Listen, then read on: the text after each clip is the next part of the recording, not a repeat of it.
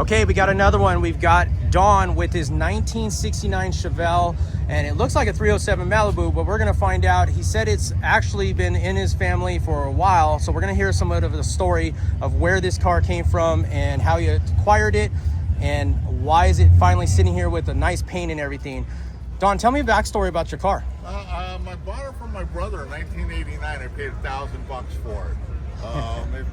It was built in Atlanta, but mostly in Las Vegas, Nevada area. But I bought it from him, like I said, in '89.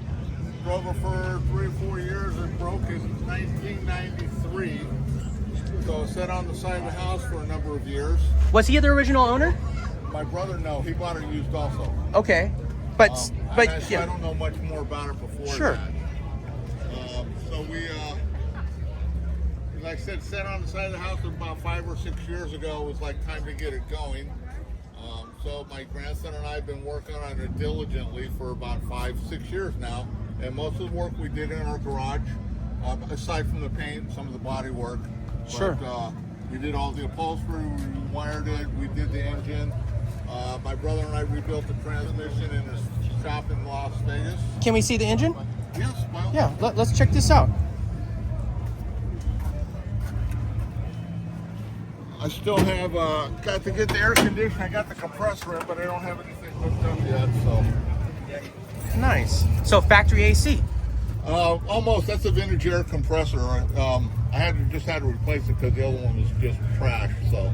Okay. But we got it, got it all in. It's pretty much factory. The engine's a 350, 30 over.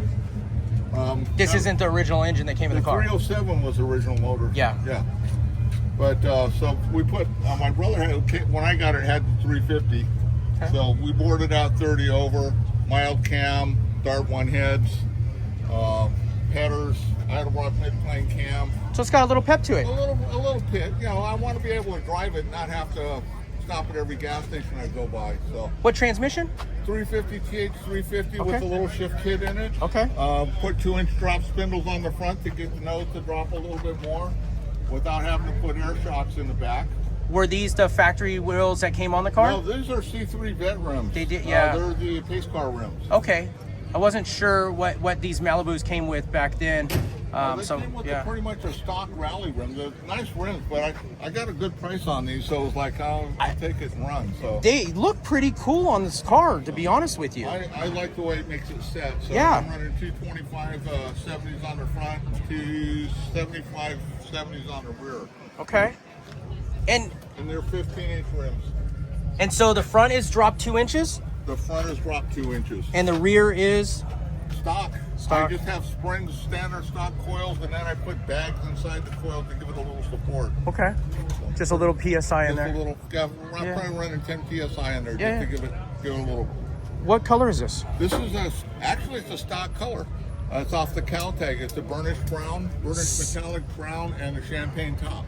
So are you telling me that this is the factory color that It's the came? It was factory born color. with this color. Yes. So you went back, and was it when you got the car? Was it this factory No, color? it was root beer brown all the way around. Okay, so you went to the cow tag and ran the numbers and went back to. And I like the color combination, Yeah. so I said I'll do it. So It's really. I don't recall ever seeing this color, to be honest with you, in person. I had a lot of people say, "Oh, you paint it blue, the standard Chevelle blue or Sure. red or whatever." But I kind of wanted to be different, so we ran this. So how long has it been painted? About 2.5 years now. And you said this is a factory for this year color combo with the top. Yes. And what's the color of the top? Do you know? It's a champagne. Champagne. Metallic champagne. Wow, that's pretty cool. What about the interior? Was it born with? It was parchment, yes. So this whole color combo minus the wheels is how it was born. Yes. Wow. And that's pretty cool that you took the time to go back and figure all that out, because mostly people will just paint it a blue or a red or a silver or something to their Right. liking. Wow, that's really cool. So yeah, I just wanted to be a little different than everybody else. And, Yeah. And still keep the same look to it. So. Do I spy an aftermarket deck? Radio unit? Actually, that's the dash is right.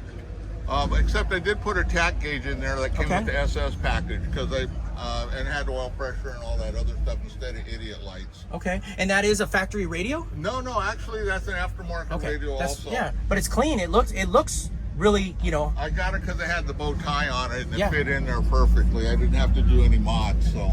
Yeah. So all this interior is all fresh. All fresh, yeah. We did it. We finished it last year in the garage, so. And what was the condition when you started the project? Because you had stated that it was sitting in the front yard. It was pretty rusty. It rusted out. Back panel was rusted out. Had a trunk panel rusted out. The divider between the trunk and the rear window was rusted out. The package tray was rusted out. So we replaced all that. All the typical stuff. Yeah, typical What stuff, was the reason why you stopped driving it originally? The frame broke. Right up on the lower control arm mount, tore up off the chassis. So I got that all rewelded and straightened up, and then started working on it. So.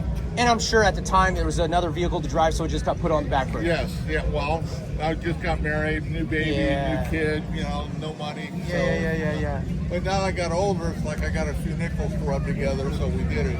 And you have the time to enjoy it too, Yes. for what it's worth. Yes, exactly. And that was the whole purpose, to make it a driver. How many miles do you think you put on it before you had restored it? Before I restored it, probably about maybe 10,000, maybe. And I've only, since I got it back on the road, maybe 1,200 miles on it right now. Yeah. That's cool. But it's ready for you to drive when you have the time and a place to take it. Yes. And enjoy it. Yes. And was there a certain reason? I mean, because most people, like you, I think you had commented that people would knock on your door and want to buy it, right? Correct. So what was it that stopped you from selling it to someone? Because I really liked the car. You know, it had crossed my mind a couple of times, but then it was like, nah, because I'll never get another shot at it. Or if you did, you would have to pay a lot. You already owned it. I already owned this. Yeah. So you knew what you were sitting on. Yeah, I knew what I had to deal with and what I had to fix. So, like I said, the bumpers are the stock ones that came. The ones that came with it, I haven't replaced them. They could use replacing, but I haven't done that yet. They're not that bad. I mean, I could see a little, but they're definitely. It's not. They're not screaming that they need to be replaced. Right. It's a driver. It's not. I didn't make it to go into a show car. I like bringing it out here, but it's not like going to sit inside the pavilion here. Yeah, yeah, I totally understand. Yeah, and I like drivers. And my grandson helped me, and he wants it when I get done with it. I had to put an SS hood on it because I started this whole project during the pandemic, and they ran out. They didn't have the stock flat hood.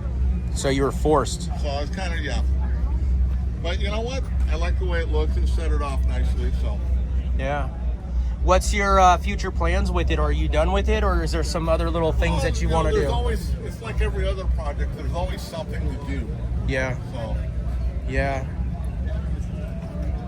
But we did the auto wire kit for this thing. Okay. We ripped out all the wiring and replaced everything, so that worked out really well. I really have no complaints with it. So. That's I had great. a lot of fun doing it. That's great, and it's fun to track down the pieces. For the most part, it is. Sometimes it's a pain. A little research, yeah, but we just kept at it. So. Yeah.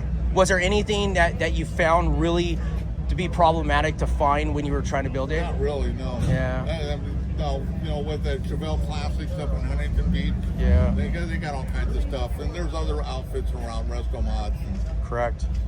Yeah, this thing is really, really nice. Thank you. The color, it's unique, and you can't really say like, oh yeah, I got the same color as. I mean, I don't see these. This is a different color, and again, that's why I chose it. People know it's you. That's great. Yeah. There's always a lot like unforced rookie errors when you do things. So I made a few mistakes along the way, but I could fix it. Yeah. And that's kind of the fun of it. Yeah. It's to get past and get it running, and then go back through it and fine tune all those little things that aren't making you happy. Right. But no, you've got a nice driver here. This is a very clean driver. You've put some great dedication into it. And it's great that you are willing to drive it because, some people just don't have time, which is fine. And they're still a Chevelle, fanatic and appreciate them. But it's great to see them out driving. I just didn't want to build it and make it a trailer clean. Yeah. So.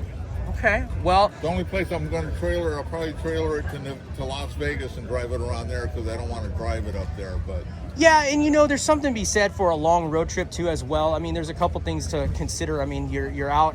You know, it's not like you can just buy parts for it if something happens, Right. and let alone it's not really that comfortable for the travel in, like with luggage and everything. Right. And why put that kind of wear on it? and yeah, and the dirt and the dust and sandblasting and all that garbage that goes along with it. Yeah, I definitely love drivers, but I do respect if you're going to take it far, you know, the trailer it and get it there and go in and experience it. Go and enjoy it, yeah. 100%. And they don't have the Chevron mile anymore because they used to have Yeah. Chevron gas stations every couple of Yeah. miles on 15, and now they've spread out because of the newer cars. So How's this one go? What kind of RPM are you running when you're going down the highway at like 65? about 65 miles per hour, 70 miles an hour, probably running about 3,100 RPM. So a little high. Yeah, I got 380 gears in it. I mean, they weren't built to be driven that fast back then. Back then, I mean, Well, 50, 55. Yeah, it did have different gears. So, like I said, I got 380s in it right now, and it's an open rear end. I don't have a posi. That's going to be the next thing would be to put a limited slip or something in the back with a little different gearing.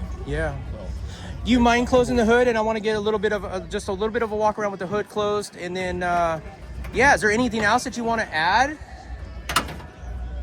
just if you have one, it's a great time to do it.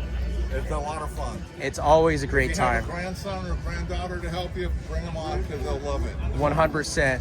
Man, so this is Don's Pride and Joy. He's been working on it. It's really nice. Obviously, a color combination that we don't see quite often. Tell me down in the comments, have you guys seen this color combination? Are you familiar with it? I've never seen it, so it's something new for me. I appreciate you taking the time and talking with us, Don. I love the story. As always, great meeting you and great talking with you. Thank you very much. Thank you very much. I Thank you. appreciate it.